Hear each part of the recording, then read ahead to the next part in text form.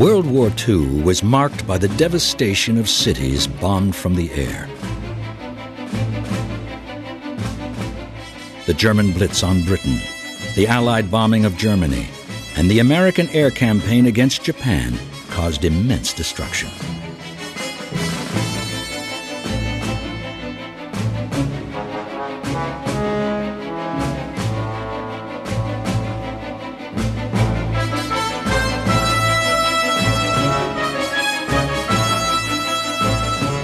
Ironically, when World War II began, bomber crews on both sides were under strict orders to avoid cities.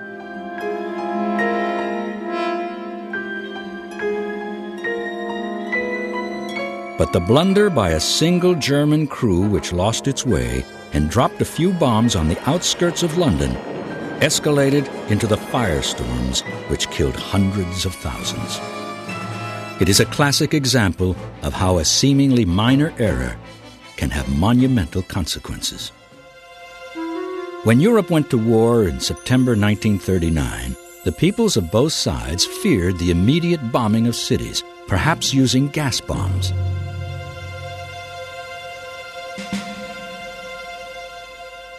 The Zeppelin and bomber raids of 1914 through 1918 had triggered widespread predictions that this would happen.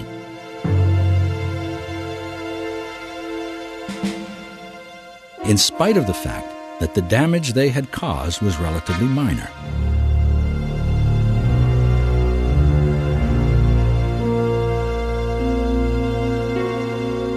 The Spanish Civil War, which began in 1936, witnessed widespread bombing.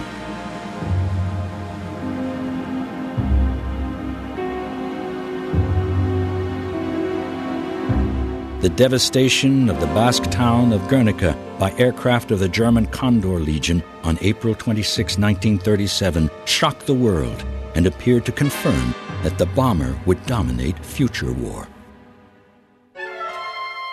As the war clouds loomed ever larger over Europe, governments took steps to prepare for this aerial onslaught.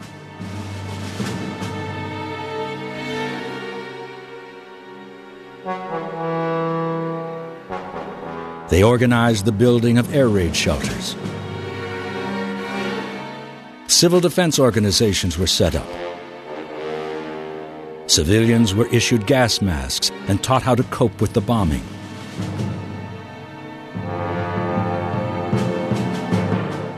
Even children received instruction. No wonder everyone believed that the war would open with mass bombing. However, the air forces of both sides had a policy in place that they would only bomb military targets. The Luftwaffe concentrated on providing support for the German ground forces as they overran Poland.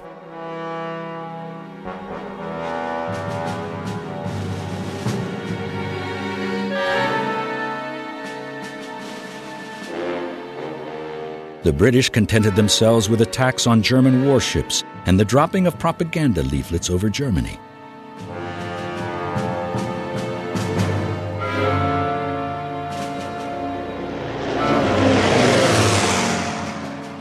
The first apparent crack in this policy came in September 1939, when the Poles declared that they would defend their capital, Warsaw, to the last man. This caused the Germans to regard the city as a legitimate military target. It was therefore subjected to 10 days of air and artillery bombardment.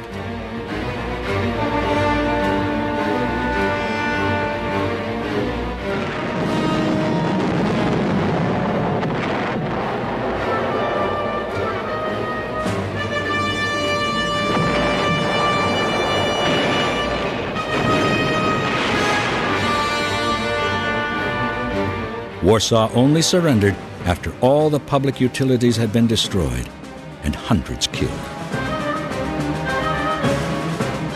After Poland had been vanquished, Hitler switched his forces to deal with Britain and France. He launched no immediate attack, and this period became known as the Phony War.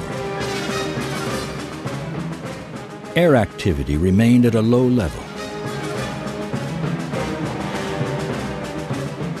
However, the RAF soon found that fighters were shooting down many of their bombers when they attacked German ships by day.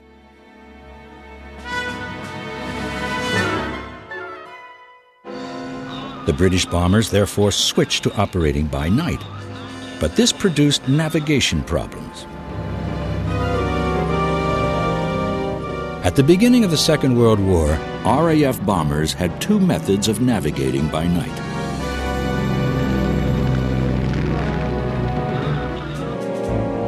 The first was dead reckoning, in which the navigator compared the estimated wind speed and direction with the aircraft's airspeed and computed its position and the bearing on which it should be flying. Hello, Skipper. The target's about 50 miles upriver. I suggest we make a sweep and approach it down the river. We'll see the canal better then. The other method was astronavigation, where the navigator took fixes on the stars to establish the aircraft's position. This process took some 25 minutes to complete, during which time the aircraft continued to fly on. Both methods were inaccurate, and inaccurate navigation meant inaccurate bombing. It was therefore better that the RAF continued to attack targets away from population centers. In April 1940, the war began to heat up again when Hitler invaded Denmark and Norway.